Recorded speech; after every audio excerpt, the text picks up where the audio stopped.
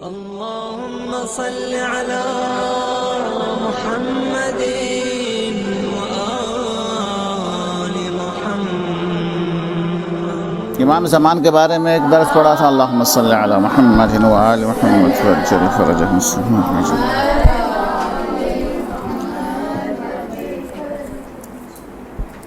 امام زمان کے حوالے سے بہت سارے موضوعات ہیں.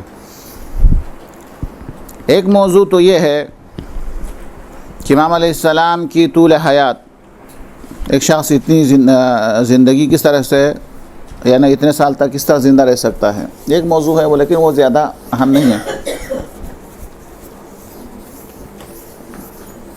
چونکہ بہت سے سارے مصادیق ہے دنیا کے اندر، ملائکہ ہے، جنات ہے، شیطان ہے، یہ تمام کا تمام، حضرت خضر ہے، حضرت الیاس ہے، کتنے لوگوں کو ہے جو اللہ تبارک و تعالیٰ نے طولانی حیات عطا کی ہے. لہٰذا امام زمان علیہ السلام کی طولانی حیات کے بارے میں بحث کوئی خاص ضروری نہیں سمجھتا میں. اچھا، دوسرا جو ہے اہم جو درس جو اس امام زمان کے حوالے سے میں آج دو مطالب کی طرف اشارہ کرنا چاہوں گا. پہلا مطلب، سب سے زیادہ جس یاد کو ہم مناتے ہیں وہ ہے عاشورہ. امام علیہ السلام کا ظہور اور عاشورہ دونوں ایک شے ہیں. عاشور اور ظہور، عاشور اور ظہور، ان دونوں ایک دوسرے سے مربوط ہے، دونوں الگ نہیں ہیں. یوں سمجھے کہ عاشور مثال کے طور پر ایک نور ہے، ظہور نور کے اوپر نور ہے، نور و نلا نور ہے. عاشور ایک درخت ہے، ظہور اس کا پھل ہے. عاشور مقدمہ ہے، جیسے وضو غسل کی طرح، ظہور نماز کی طرح ہے اصل. عاشور در حقیقت درسگاہ ہیں، یہ سب کا سب مقدمہ ہے ظہور کے لیے. یہ واقعہ کو یاد رکھنے کا مقصد بھی امام علیہ السلام کے ظہور کی تیاری ہے. اور یہ دونوں واقعات کے اندر مناسبتیں بہت زیادہ ہیں. اب چند کی طرف ہم اشارہ کرتے ہیں. سب سے پہلی مناسبت تو یہ ہے کہ امام مہدی علیہ السلام کیا ہے؟ صلی اللہ علیہ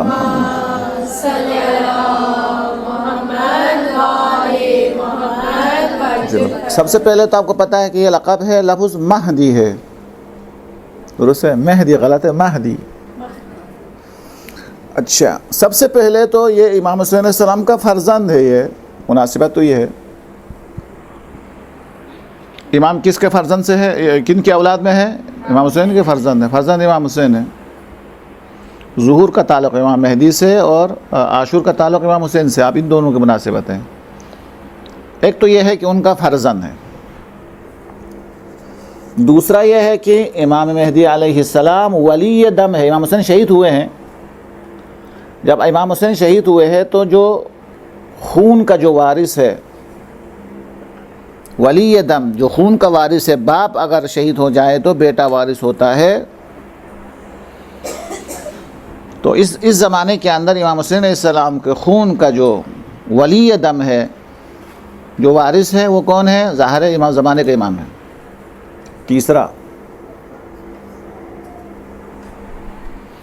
تیسرا یہ ہے کہ امام علیہ السلام کے پرچم پر، یعنی علم پر جو لکھا ہوگا وہ کیا ہے؟ یا لثارات الحسین. کیا مطلب ہے؟ کہاں ہے، یا نمانا کہاں ہے وہ لوگ جو امام حسین علیہ السلام کے خون کا بدلہ لینے والا ہے. پرچم کے اوپر لکھا ہوگا، امام زمان کے پرچم کے اوپر لکھا ہوگا یا لثارات الحسین. وہ لوگ کہاں ہیں جو خون امام حسین علیہ السلام کا انتقام لینے والے ہیں. اچھا، یہ مناسبات ہے. اچھا، چوتھی مناسبت بہت ساری ہے. چوتھی مناسبت یہ ہے کہ اگر آپ واقعہ عاشورہ کو آپ سنیں، شب عاشور وغیرہ، امام حسین علیہ السلام اپنے ساتھیوں سے امام زمان کے بارے میں ذکر فرما رہے تھے کہ ہم شہید ہو جائیں گے، لیکن ہمارا خون کا بدلہ جو ہے، میرا فرزند، آخری فرزند، یعنی جو سلسلہ امامت کا آخری فرزند، وہ ہمارے خون کا بدلہ لے لیں گے. تو یہ عاشوراء کے اندر امام علیہ السلام کا ذکر ہے، ان کا تذکرہ ہے، یہ عاشور کے اندر ہے.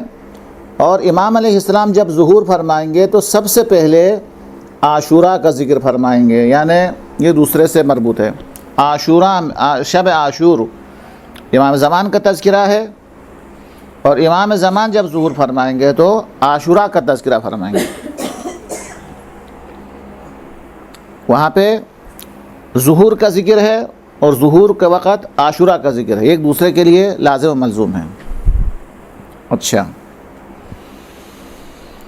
اور ایک مناسبت جو اگر آپ نے دعائیں پڑھی ہے تو 3 شعبان کو، دونوں کے دونوں شعبان میں پیدا ہوئے، 3 شعبان کو امام حسین علیہ السلام کی جو دعا ہے، ولادت کی جو دعا ہے، اس دعا کے اندر امام زمان کا ذکر ہے کہ اللہ نے ان کی تربت میں شفا رکھی ہے، اللہ نے ان کی نسل میں امامت رکھی ہے، اللہ نے ان کی نسل کے اندر آخری امام کو یعنی مطلب اس 3 شعبان کی دعا کے اندر امام زمان کا ذکر ہے، اور نیمہ شعبان جو پرسوں گزر گیا اس کے اندر امام حسین کی زیارت ہے، حسین کی زیارت ہے. دیکھو یہ ایک دوسرے سے مربوط ہونے کی دلیل ہے.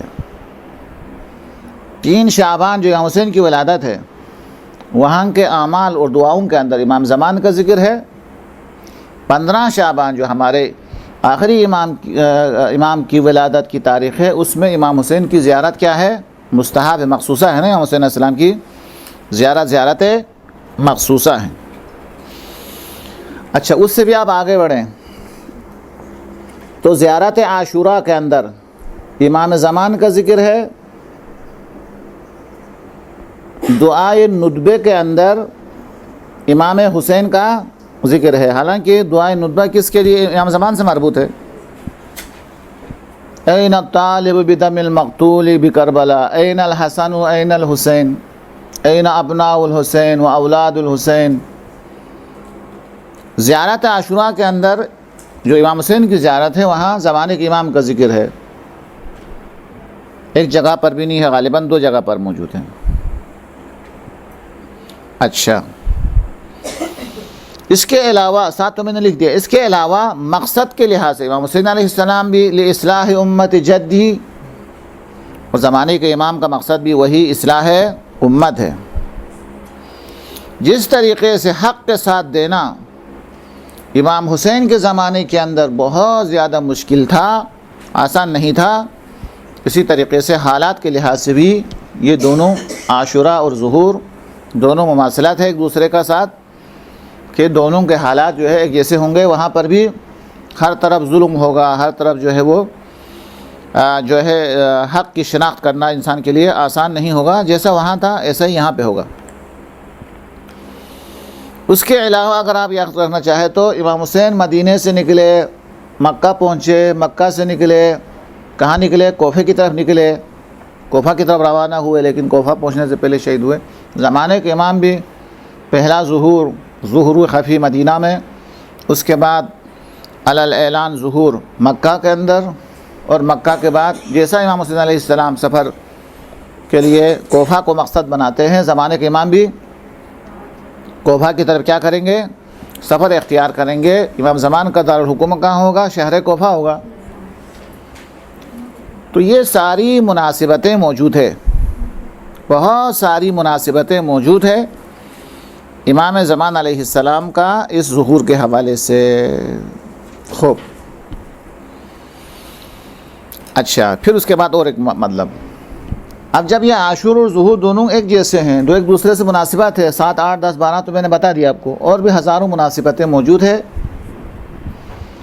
تو پھر کیا ہوگا؟ ہمیں اس کا مطلب کیا ہوا؟ یہ جو عاشور کا ذکر، جو تذکرہ بار بار کرنا، یہ در حقیقت ظہور کے لیے اپنے آپ کو کیا کرنے کے لیے ہے؟ آمادہ کرنے کے لیے ہے، تیار کرنے کے لیے ہے کہ ظالم کون ہے، مظلوم کون ہے، ظالم سے اظہار نفرت کرتا رہے، مظلوم کے اوپر گریہ کرتا رہے، تب جا کے وہ امام علیہ السلام کے لشکر کا حصہ بنے گا. ظالم کے بھی خلاف نہیں، مظلوم سے بھی کوئی ہمدردی نہیں، تو پھر امام زمان کے ساتھ کس طرح دے سکتا ہے؟ وہ نہیں دے سکیں گے اصلا. اب اس کے اندر جو آج کے موضوع میں شامل نہیں ہے لیکن بہت اہم ہے، وہ یہ ہے کہ عاشور جو ہے ایک دم ایسا واقع نہیں کہ ایک دم ہوا ہو. اس عاشور کے لیے اللہ کے رسول امام حسین کو تیار فرما رہے تھے، تربیت دے رہے تھے کہ آپ کو یہ کرنا ہے. اور حضرت زہرا علیہ السلام حضرت زینب کو تربیت دے رہی تھی کہ کس طریقے سے ظالم کے دربار میں خطبہ دینا ہے، کس انداز سے دینا ہے.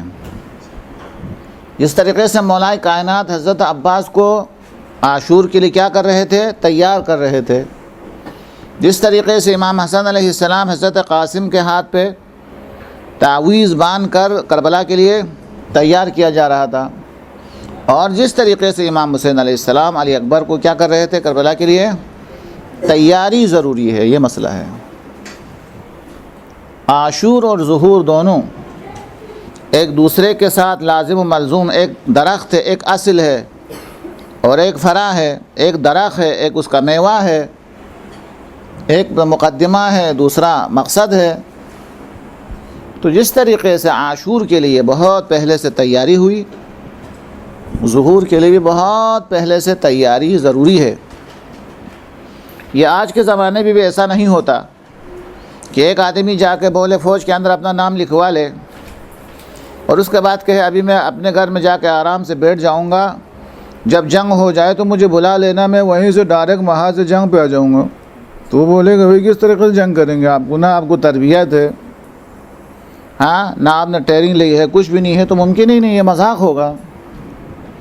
جس طریقے سے آج کے زمانے کے اندر بھی کسی لشکر کے اندر نام لکھوانے سے وہ لشکر کا حصہ نہیں بنتا ہے، تیاری ضروری ہے. ظہور کے لیے بھی بہت پہلے سے تیاری کی ضرورت ہے. اس کے بغیر انتظار بیکار ہے.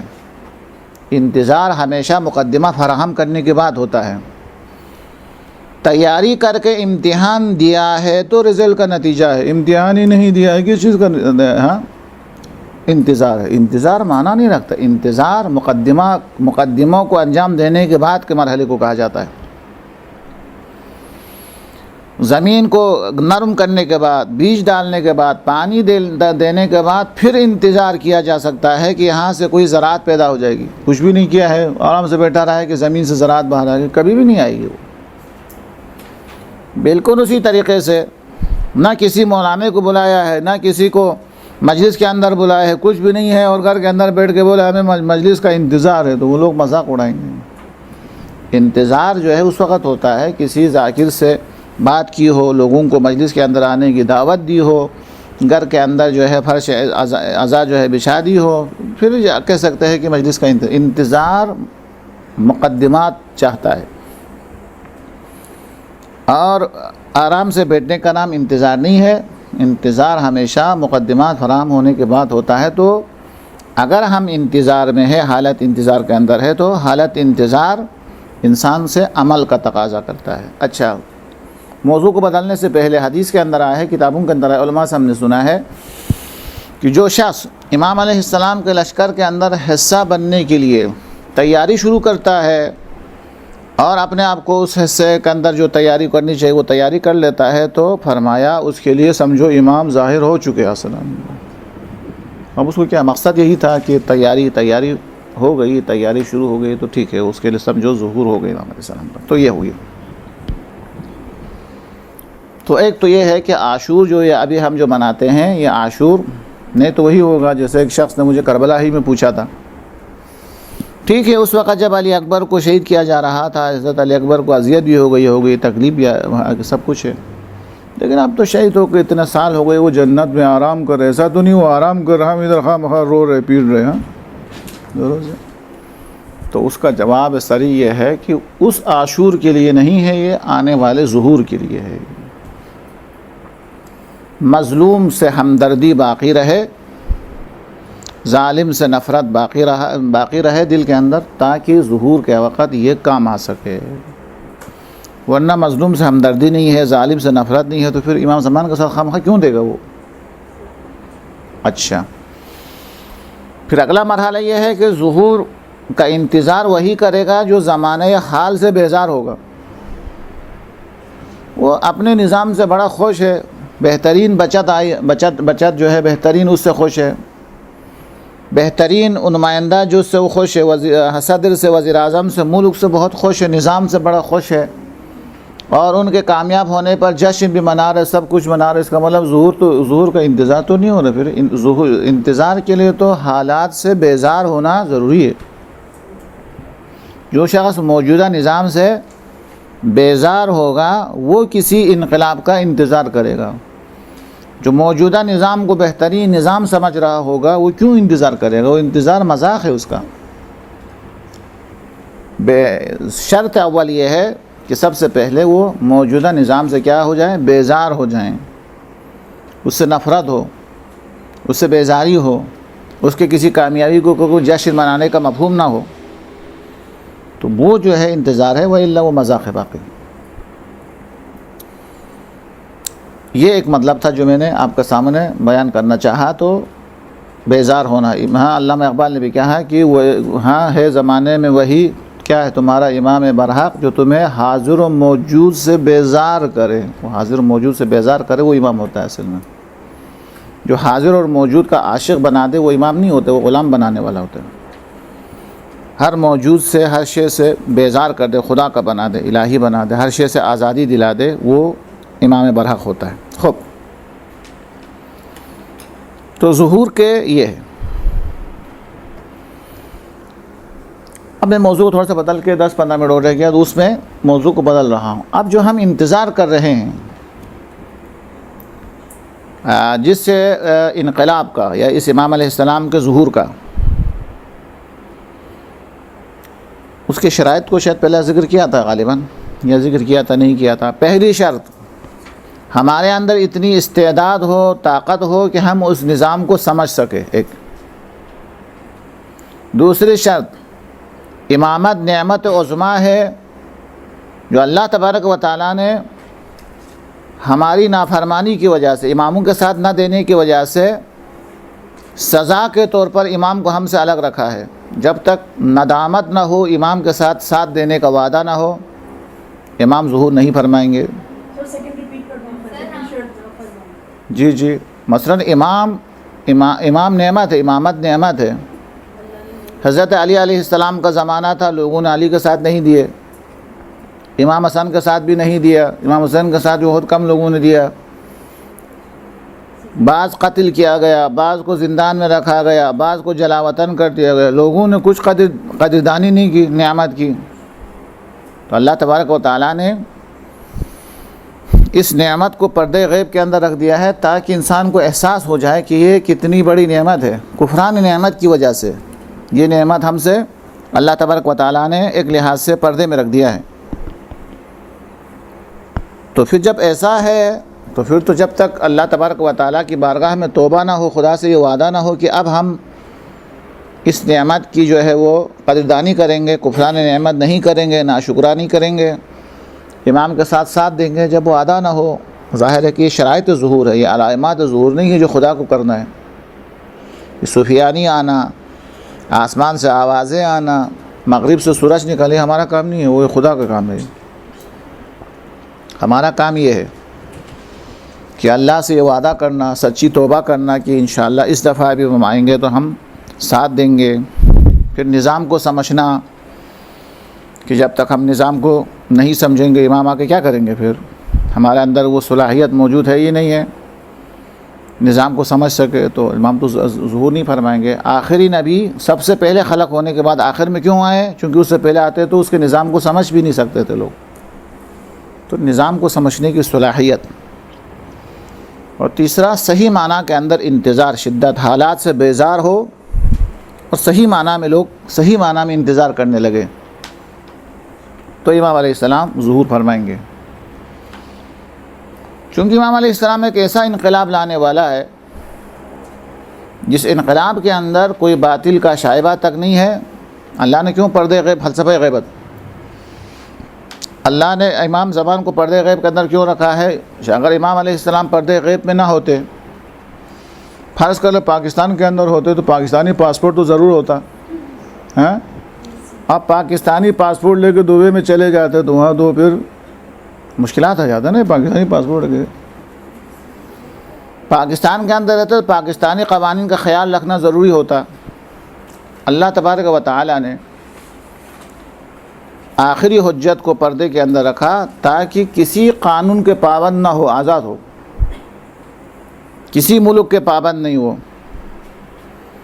کسی کو اپنے اوپر سربراہ نہیں مانتے, وہ نہ کسی زمین کی کسی ایک سرحد کے ساتھ مخصوص ہے, نہ کسی ملک کے ساتھ مخصوص ہے, نہ ان کے قوانین کا حلف اٹھانا اس کے لیے ضروری ہو. آزاد ہی آزاد اللہ نے رکھا ہے. نہیں ہوں گے, ہر جگہ ہوں گے, ہر جگہ ہوں گے. امام علیہ السلام کی غیبت کے بارے میں بہت سارے اقوال ہیں,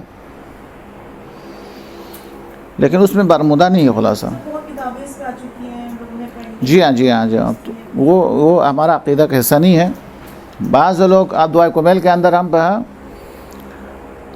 کیا ہے زی توا او برضوا ام زی توا یہ وغیرہ ہے نا, یہ رضوا ہے, زی توا ہے, یہ مقامات کا نام ہے.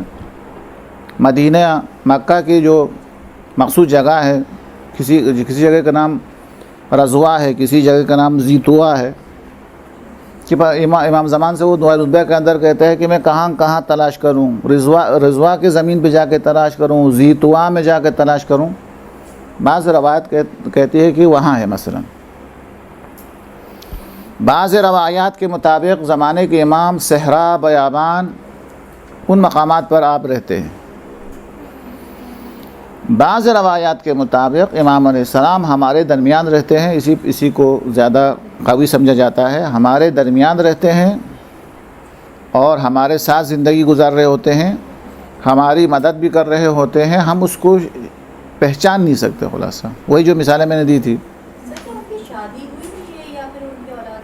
یہ اولادیں بھی ہے, سب کچھ. جی جی جی جی جی آبا صالح, اگر آبا صالح کس لیے کہتے ہیں. چلیں, لیکن جزیرہ برمودا وغیرہ یہ عقائد پانی میں امام علیہ السلام کا جو وہ وکیل ہے حسین ابن روح, وہ پانی سے مربوط ہے. امام زمان تو اچھا چلے, بتانا ضروری تھا. یہ بتاؤں آپ کو, آپ کا نام کیا ہے؟ امام زمان. کیا معنی ہے اس کا؟ معنی زمانے کا امام. یہ ہے اصل میں سمجھنے کا. امام زمان یعنی وہ ہم زمان نہیں, ہم زمانیات ہے. ہم زمان سے منسوب ہے. زمین بھی زمان سے منسوب ہے, سورج بھی زمان سے منسوب ہے, دن اور رات بھی زمان سے منسوب ہے. زمانے کے امام ان سے بلا. اچھا, اس میں امام زمان عربی لفظ ہے یا صاحب الزمان. عربی کے اندر کیا ہے؟ صاحب الزمان. یہ تو عربی لفظ ہے نا. ولی العصر, عصر وہی زمانہ, ولی العصر یہ عربی لفظ ہے. اسی کا ترجمہ ہم کہتے ہیں امام زمان. السلام علیکم یا صاحب الزمان, السلام علیکم یا ولی العصر, صاحب العصر والزمان, یا صاحب العصر لکھ دے, کوئی حرج نہیں ہے. یہ صاحب عصر اور ولی العصر اس کا ترجمہ ہے. کس کا امام؟ زمانے کا امام, صاحب العصر. زمانیات کا امام نہیں, زمانے کا امام. چلو میں اس مطلب کو سمجھانے کے لیے ایک واقعہ سناتا ہوں. میر داماد ایک شخص ہے, کہتا ہے کہ ان کی والدہ تھی غالباً, کہے والدہ بیمار ہو گئی. ڈاکٹر نے جواب دیا. ہم اس کو لے کر گئے, نجف گئے. نجف میں امام کی زری میں پہنچے, امام کے زری میں دعا مانگ رہے تھے. کسی شخص نے کہا کہ عصر کے ٹائم پہ کوئی شخص آتا ہے, وہ بتا سکتا ہے کہ کیا بیماری ہے, تمہاری والدہ ٹھیک ہو سکتی ہے نہیں ہو سکتی ہے, وہ بتا دے گا. بولو. کہتا ہے کہ میں ظہر کے زوال کے وقت انتظار کرتا رہا, تو ایک شخص آیا. تو ہم کچھ کہنا چاہتے تھے, ہمارے کچھ کہنے سے پہلے خود ہی انہوں نے کہا کہ آپ لوگ فلان جگہ سے آئے ہیں. صحیح بتایا انہوں نے. آپ لوگ ایک خاتون کے مسئلے میں میرے پاس آئے ہیں, وہ بھی صحیح بتایا انہوں نے. پھر کہا اس خاتون کی بیماری پورے بدن کے اندر پھیل چکی ہے, اب یہ پتہ نہیں, اور یہ خاتون 7 دن کے اندر مرنے والی ہے.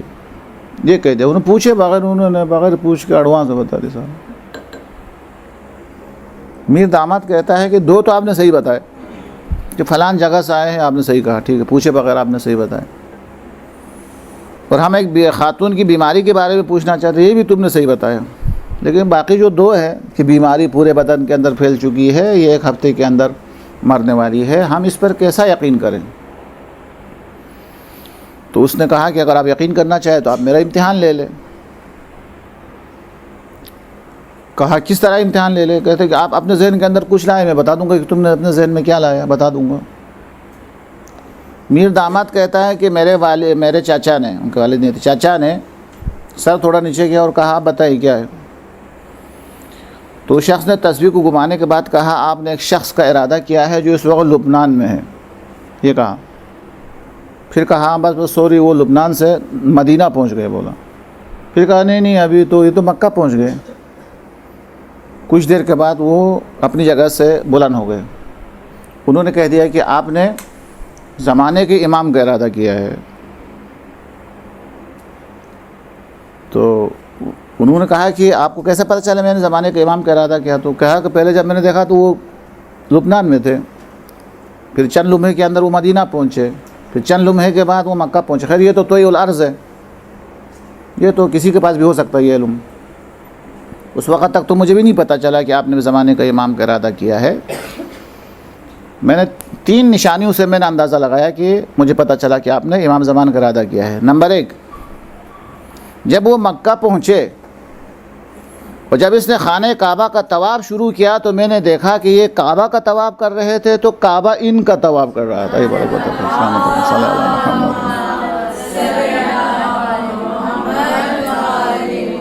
مجھے یہ محسوس ہوا کہ کعبہ اس کا طواف کر رہا ہے، درست ہے، خوب۔ کچھ دیر کے بعد میں نے یہ دیکھا، میرے علم نے یہ مشاہدہ کیا کہ کائنات کے اندر ہر شے من جملہ زمین وغیرہ سورج کے اطراف گردش کرتا ہے، میں نے دیکھا سورج ان کے اطراف میں گردش کر رہا ہے، درست ہے۔ یہ ذات جو حجت الہی ہے، اس کے اطراف میں سورج کو گردش کرتے ہوئے دیکھا میں نے۔ اور اس کے بعد کہتا ہے کچھ دیر کے بعد وہ میرے علم سے باہر چلا گیا، مجھے نظر ہی نہیں آ رہا ہے وہ کہاں ہے، اس لیے میں نے اندازہ لگایا کہ آپ نے زمانے کے امام کا جو ہے وہ ارادہ کیا ہے۔ تو یہ ہے صاحب زمان، وہ سورج اور چاند کے اوپر بھی ان کا بھی امام ہے وہ، درست ہے۔ تبھی تو وہ اتنے عرصے کے بعد جب ظہور فرمائیں گے تو 40 یا 40 سال سے کم کے ہوں گے وہ۔ اچھا یہ لقب صرف امام زمان کا ہے، ظاہر ہے امام صادق کا لقب صاحب زمان نہیں ہے، کسی بھی امام کا صاحب العصر وقت نہیں ہے، کہ کسی نے امام صادق کو جب صاحب زمان کہا، صاحب العصر کہا تو آپ ناراض ہو گئے، کہا صاحب العصر میں کہاں ہو سکتا ہوں، میں تو بوڑھا ہو چکا ہوں، یہ فرمایا، میں صاحب الزمان صاحب العصر نہیں ہوں، میں تو بوڑھا ہو چکا ہوں۔ کہا پھر صاحب زمان کون ہے؟ کہا صاحب زمان وہ ہے جو زمانے کا بھی امام ہوتا ہے، وہ اس پر گردش لیل اور نہار کا کوئی اثر نہیں ہوتا ہے۔ تو کہا امام تو سب ایک ہوتے، کہا نہیں، ہم دنیا کے اندر لوگوں کو سمجھانے کے لیے آئے ہیں، ہادی بن کے آئے ہیں، ٹیچر بن کے آئے ہیں۔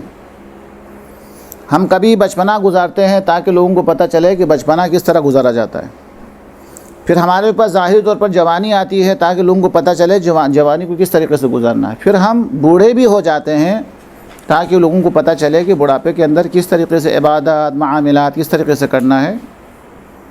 اس لیے ظاہری طور پر یہ بوڑھا ہونا، جوان ہونا، بڑے ہونا، یہ چونکہ ٹیچر ہے جو سمجھانا ہے ہر صنف کو، اس لیے ہمارے اوپر یہ سورج اور چاند کے اثرات تمہیں نظر آتا ہے، یہ تو حدیث کا ہے، لیکن اس کے بعد ہم خود اپنی طرف سے کہہ سکتے ہیں کہ یہ چیزیں پرانی ہونا، بوڑھا ہونا، طاقتیں ختم ہونا، یہ ٹائمنگ کس کی وجہ سے وجود میں آتا ہے؟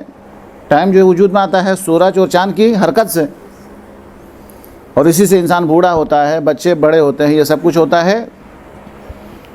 وہ چاند اور سورج کس طریقے سے اہل بیت کے اوپر اثر انداز ہو سکتا ہے جس کے اشارے پہ چاند 2 حصے میں تقسیم ہوتا ہو، جن کی ایک نماز قضا ہو جائے تو سورج پلٹ کے واپس آتا ہو، تو ان کا اثر ان کے اوپر کیا ہو سکتا ہے؟ ان کا اثر ان کے اوپر ہے۔ تو صاحب زمان کا معنی ہے کہ سورج کا بھی امام، صاحب العصر کا معنی ہے سورج کا بھی امام، چاند کا بھی امام، کائنات کے ہر شے کا امام، اس کا مالک ہے۔ وہ زمانیات کا امام نہیں ہے، وہ پورے زمانے کا امام ہے، اس کی طاقت کا کوئی اندازہ نہیں لگا سکتا۔ تمام انبیاء کے پاس جتنی طاقتیں موجود ہیں، زمانے کے امام کو اللہ نے وہ ساری طاقتیں عطا فرمائی ہیں۔ وہی عصا جو حضرت موسیٰ کے وہ عصا آپ کے پاس ہے، وہی انگشتری جس سے حضرت سلیمان حکومت کیا کرتے تھے وہ بھی آپ کے پاس ہے، وہی علم و ہنر جس سے مردے کو زندہ کیا کرتے حضرت عیسیٰ وہ بھی آپ کے پاس موجود ہے، وہی طاقت جس کی وجہ سے رسول خدا چاند کے 2 ٹکڑے کیا کرتے وہ بھی آپ کے پاس ہے، وہی طاقت جس کی وجہ سے سورج جو ڈوبا ہوا سورج واپس آیا تھا وہ بھی آپ کے پاس موجود ہے، اور علی کی وہ والی شجاعتیں جو ہمیں نظر آتی ہے وہ بھی آپ کے پاس ہے، اس کے علاوہ بھی آپ کے پاس ہے، چونکہ روایت کے اندر آیا ہے کہ علی اپنی شجاعت نہیں دکھا سکے، اس لیے کہ علی کو پتہ تھا کہ میرے دنیا سے جانے کے بعد ظالم حکومتیں آنے والی ہے، اس لیے علی نے اپنی شجاعت کبھی نہیں دکھائی۔ علی کی شجاعت کا اندازہ اس وقت ہوگا جب ظہور کا وقت ہوگا، اس کے بعد کوئی اور ظالم حکومت آنے والی نہیں ہے کہ ان کے آل سے ان کی اولاد سے کوئی بدلہ لے لے، اصل طاقت اور شجاعت وہاں ظاہر ہو گیا۔ حضرت عباس کا بھی اسی طریقے سے، حضرت علی اکبر کا بھی اسی طریقے سے، درست ہے۔ تو یہ ہے، اب جو ہے 10 منٹ سے زیادہ باقی نہیں رہا، تو وہ جو حکومت جو آقا کے دور کے اندر جو حکومت قائم ہو جائے گی، اول تو یہ ایک تصور ایک خیال ہے جو ارسطو افلاطون کے زمانے سے چلا آ رہا ہے کہ ایک ایسا شہر ہو جہاں کوئی چوری نہ ہو، کوئی ایک دوسرے کے اوپر ظلم نہ کرے، کوئی ایک دوسرے کے اوپر زیادتی نہ کرے، ہسپتال کے اندر جانے کے بعد مریض کے ساتھ اس کا بیٹے سے زیادہ وہاں کے ملازمین زیادہ مہربان ہو، امن ہی امن ہو، سکون ہی سکون ہو۔ یہ وہ تصور ہے جو افلاطون اور ارسطو پیش کر کے گئے ہیں، جس کا نام ہے مدینہ فاضلہ، یعنی فضیلت والا شہر، ایسا شہر جس میں فضیلت ہی فضیلت ہو، کمال ہی کمال ہو، یہ سب کا تصور ہے۔ کیا نام ہے، ارسطو اور افلاطون یہ نظریہ دے کے گئے۔ پھر سب سے بات یہ ہے، اہم بات یہ ہے کہ اگر مدینہ فاضلہ جس میں کمال ہی کمال ہو، ایسا اگر وجود میں آنا اگر ممکن نہیں ہے تو انسان کی خواہش کیوں ہے؟ یہ خواہش ہونا اس بات کی دلیل ہے کہ ایسی حکومت ممکن ہے کہ جہاں امن ہی امن ہو، سکون ہی سکون ہو۔ اب 10 منٹ کے اندر میں جلدی سے لکھ لیتا ہوں۔ امام علیہ السلام کی جو حکومت ہے اس کی چند خصوصیات کی طرف اشارہ کروں۔ پہلی خصوصیت یہ ہے کہ روایات کے اندر آیا ہے، تعبیرات مختلف ہے۔ پہلی تعبیر جو سب سے آسان ہے، مشکل نہیں، اس وجہ سے فرمایا کہ کل علوم 27 حروف پر مشتمل ہے، 27 امور پر مشتمل ہے۔ کائنات کے اندر جتنی ترقی ہو رہی ہے وہ صرف 2 حروف کی وجہ سے۔ ابھی جتنی ترقی ہو رہی ہے، موبائل، کمپیوٹر، انٹرنیٹ، فرمایا جتنی ترقی جو زمانے کے اندر نظر آ رہی ہے وہ صرف 2 حروف کی وجہ سے ہے۔ فرمایا جب زمانے کے امام علیہ السلام ظہور فرمائیں گے تو پہلے تو اس 2 کو مکمل کریں گے، یہ فرمایا، اس کے بعد مزید 25 علوم کو آپ علیہ السلام ظاہر فرمائیں گے۔ تو اندازہ لگاتے علم جو ہے کتنا آگے بڑھے گا۔ حروف یعنی علوم 7 جتنے کائنات کے اندر جو ہے علم ہے وہ 27 حروف پر مشتمل، حرف، ان میں سے جتنے ترقی ہوئی ہے وہ صرف 2 حرف کی وجہ سے، یعنی اللہ نے صرف 2 حرف کا علم دیا ہے ہمیں۔ اور روایت کے اندر آیا ہے کہ امام علیہ السلام ظہور فرمائیں گے تو سب سے پہلے تو اس 2 کو جو نامکمل ہے مکمل فرمائیں گے، اس کے علاوہ مزید 25 حروف کا علم لوگوں کو پہنچائیں گے۔ تو ظاہر ہے کہ بہت پڑھے لکھے ہوں گے جو۔ اچھا، جب ایسا ہوگا یعنی علوم جو ہے اپنے کمال تک پہنچے گا، اس کے بعد جب ایسا ہوگا تو پھر اس کے نتیجے میں کیا ہوگا کہ لوگ کتنے پڑھے لکھے ہوں گے۔ روایت کا جملہ، خاتون خانہ یعنی گھر کی خاتون جو باہر نہیں جاتی ہے، جب دسترخوان کے اوپر بچوں کے درمیان کھانا تقسیم کر رہی ہوگی تو ایک آیت قرآنی کے ماتحت اس کی روشنی میں کر رہی ہوگی، اتنا علم پھیل جائے گا۔ بچوں کو روٹی اور سالن دیتے وقت بھی آیات الہی کا جو ہے وہ سامنے رکھ کے اس کے مطابق ایسا کر رہا ہوگا۔ جب اتنا علم ہوگا، بڑھے گا، تو حضرت موسیٰ کی طرح پتھر سے چشمے جاری کرنے کی طاقت آ جائے گی. یعنی ہر انسان کے پاس یہ طاقت ہوگی کہ وہ پتھر پر ہاتھ مارے، پاؤں مارے اور وہاں سے پانی جو ہے وہ نمودار کرے. اچھا، طاقت کا یہ عالم ہوگا کہ ایک سپاہی، ایمان کی بات نہیں، ایک سپاہی تلوار سے پہاڑ کو 2 حصہ کر سکیں گے. آپ انسان سوچ بھی نہیں سکتے. امام علیہ السلام کی سپاہی، ان کے لشکر کا جو حصہ ہے وہ اپنی تلوار سے پہاڑ کو 2 حصے میں تقسیم کر سکیں گے. تو جنہوں نے امام کو نہیں دیکھا ہے وہ کہیں گے کہ جب سپاہی میں اتنی طاقت ہے تو پھر ذوالفقار میں کتنی طاقت ہوگی. پھر وہ ڈریں گے. وہ جو ہے وہ صلی اللہ علیہ وسلم.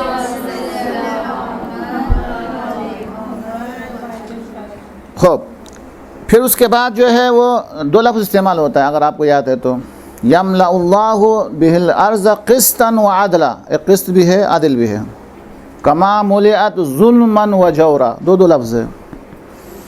ایک دوسرے سے اتنے قریب ہو جائیں گے، ایک دوسرے سے قریب ہو جائیں گے، یعنی آج کی اصطلاح کے اندر نہ مچھر ہمیں کاٹ کے ڈینگی بخار کرے گا، ہاں، نہ جو ہے کوئی جانور شیر ہمیں کاٹ سکے گا. وہ سب کے سب ہمارے خادم بنیں گے. ایک دوسرے، کوئی انسان کو اذیت دینا تو دور کی بات، جانور کو بھی اذیت نہیں دے گا، جس کو کہا جاتا ہے قسط. قسط وَبِهِ يَمْلَأُ اللَّهُ الْأَرْضَ قِسْطًا وَعَدْلًا، عدل بھی ہوگا، قسط بھی ہوگا. کما ملئت ظلما وجورا، جیسا کہ دنیا کے اندر کیا ہو رہا تھا، پہلے ظلم بھی ہو رہا تھا، جور بھی ہو رہا تھا. اب جب وہ ظہور فرمائیں گے، نہ کسی جانور پر ظلم ہوگا، جو قسط، نہ انسانوں پر ظلم ہوگا، نہ اپنا پر ظلم ہوگا. گناہ نہیں کریں گے، اپنا پر بھی ظلم نہیں ہوگا. اور گناہ کیوں نہیں کریں گے؟ عجیب، استاد کے ہاتھ میں جو چھری ہے وہ بھی بولنا شروع کرے گی. جوتے کے جو بند ہے، یہ بھی بولنا شروع کریں گے. اور چھپ کے بھی گناہ کرنے سے ڈریں گے، کہیں امام کو یہ شکایت نہ کرے، السلام دور سے دیوار جو ہے کہیں شکایت نہ کرے. تو یہ انسان جو ہے نہ کسی اور پر ظلم کرے گا، نہ کسی جانور پر ظلم کرے گا، کچھ بھی نہیں کرے گا. خلاصہ اچھا، اب تو بہت زیادہ ہے، ان سب کو بتانے کا ذکر نہیں رہا، پر ٹائم نہیں رہا. اب جو ہے انسان، عام انسان کی عقل 40 گنا اس کی عقل میں اضافہ ہوگا. 1 سال 10 سال کے اوپر بھاری ہوگا.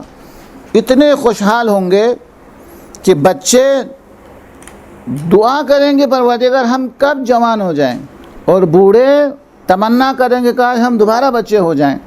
زندہ دعا کریں گے کاش ہمارے مرنے والے زندہ ہو جائیں تو ہمیں دیکھ کے کتنا خوش ہو جائیں. یعنی ایک دوسرے کو یاد کریں گے اس طرح. بادلوں پر سفر کرنا جیسے سلیمان کرتے تھے، ایسا ہمارے لیے ممکن ہوگا. اور اس سے زیادہ اور کیا کر سکتے، ترقی کا وہ عالم ہوگا کہ پوری دنیا کا سیر کرنے کے لیے 1 گھنٹہ بھی کافی ہوگا. 1 گھنٹے میں پوری دنیا کو دیکھ سکے گا. بغیر آلہ کے دنیا کے ایک حصے سے دوسرے حصے کو دیکھ سکے گا. بغیر آلہ کے وہاں کی آواز وہ یہاں سن سکے گا. اور اس طریقے سے ایسا جو ہے وہ انسان کے سامنے جب گناہ نہیں کرے گا، سب کچھ نہیں کرے گا، تو اللہ تب آسمان کے تمام دروازے کھولے جائیں گے، چونکہ جب ہر اطاعت ہو. زمین خوش ہو کے اپنے تمام خزانے جو ہے وہ باہر نکال کے انسان کے سامنے پیش کرے گی کہ اطاعت کو دیکھ کے. اور اس طریقے سے، اور آپ کو پتہ ہے کہ رجعت ہمارا عقیدے کا حصہ ہے. اور امام علیہ السلام کے ظہور کے بعد جو لوگ دنیا سے گئے ہیں، 2 قسم کے لوگ واپس آئیں گے. ایک انتہائی خراب لوگ، اور ایک انتہائی جو بہترین افراد ہیں وہ لوگ دنیا کے اندر دوبارہ واپس آئیں گے، تاکہ وہ اچھا. اور یہ کوئی ہماری عقل سے بعید چیز بھی نہیں ہے کہ بہت قرآن کریم کے اندر کتنے گناہوں کے بارے میں اللہ نے یہ فرمایا ہے کہ ہم ان کو دنیا میں بھی عذاب دیں گے، آخرت میں بھی عذاب دیں گے. ہم کہیں گے پروردگار، یہ سعودی عرب کے بادشاہ تو دنیا کے اندر وہ عیش کرتا ہوا دنیا سے جا رہا ہے. یمن کے اندر اتنے بچوں کو خواتین کو، مسجد کو، ہر ایک کو شہید کر رہا ہے. یہ تو دنیا کی دولتیں ان کے پاس موجود ہے، سب کچھ ہے، تو ٹھیک ہے مرنے کے بعد تو ان کو عذاب دے گا، دنیا میں تو عذاب نہیں نظر آ رہا ہے، درست ہے؟ تو اس کا جواب یہی ہے کہ اللہ تبارک و تعالی ان کو دوبارہ زندہ کرے گا. وہ جو کہا ہے دنیا کے اندر بھی عذاب دے گا خدا، وہ عذاب ضرور اللہ تبارک و تعالی دے گا. تو وہ حکومت جو امام زمان علیہ السلام کی ہے، وہ اقتصادی لحاظ سے کیا ہوگا، مکانات کس طریقے سے بنیں گے اور کس طریقے سے جو ہے وہ شہر آباد کیے جائیں گے، وہ ایک تفصیلی جو ہے گفتگو ہے. اللہ سے ہماری دعا ہے کہ ہمیں اپنے امام کے بارے میں معرفت حاصل کرنے کی توفیق عطا کرے انشاءاللہ. وصلی اللہ علی محمد يا مولاي